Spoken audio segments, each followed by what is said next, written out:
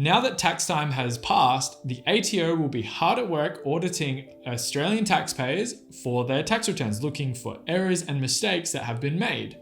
If you believe you have made a mistake, or the ATO has made a mistake, or actually get called out by the ATO as someone who has made a mistake, there is a process to amend your tax return, and today I'm going to be taking you through that process.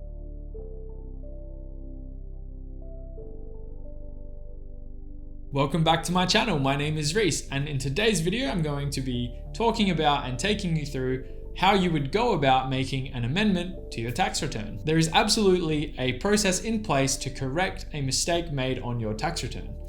Keep in mind that depending on the type of mistake or amendment required, there are different processes to follow. Keep in mind as well that the fault and blame can be thrown on both sides of the field. I, the Australian taxpayer, can definitely make a mistake on my tax return. My accountant or tax agent absolutely could make a mistake on my tax return, and the ATO could assess my tax return incorrectly by saying that I may have tried to claim too much money when in actual fact I didn't. And again, I need to dispute that via the process to amend my tax return. Common mistakes that are made by taxpayers and the ATO include trying to claim too much money, not claiming enough money, not keeping track of expenses for investment properties and hours worked from home, incorrectly declaring your income, forgetting basic but important information on the submission forms, and forgetting to claim personal expenses for rental properties. Just the same as how the ATO or you, the individual taxpayer, or your accountant can make the mistake on your tax return,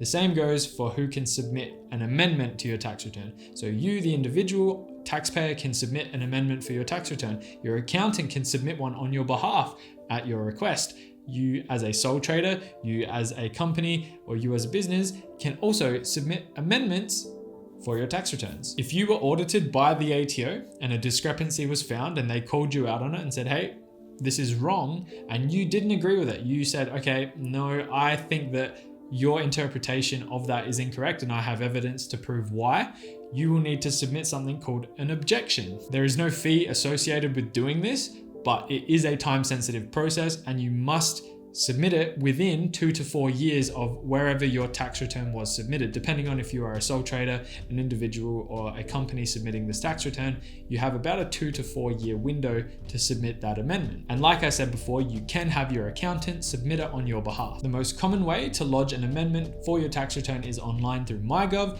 And once you link your account, your MyGov account, to the ATO, the actual process is very simple. The steps are laid out pretty much one after the other. Follow through with it and you should be lodging your amendment in no time. If the amendment reduces the amount of tax that you owe for that financial year, you will receive a refund via bank transfer. So the ATO will actually refund you that money if your amendment is accepted and processed correctly. Now, understand if you have outstanding tax debts, the ATO may withhold that money and keep it to pay off those debts. On the other end of this, if your amendment increases the amount of tax that you owe to the ATO, you will be required to make that repayment in full.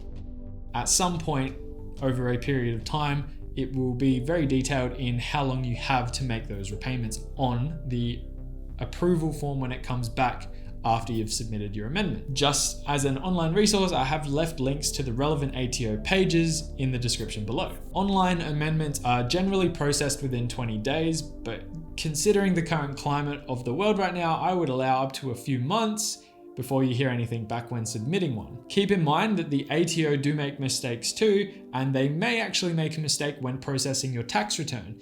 Before submitting an amendment, before trying to fix it by lodging an amendment, you can actually call them and try and work through the process, because that's going to save everyone time, including yourself.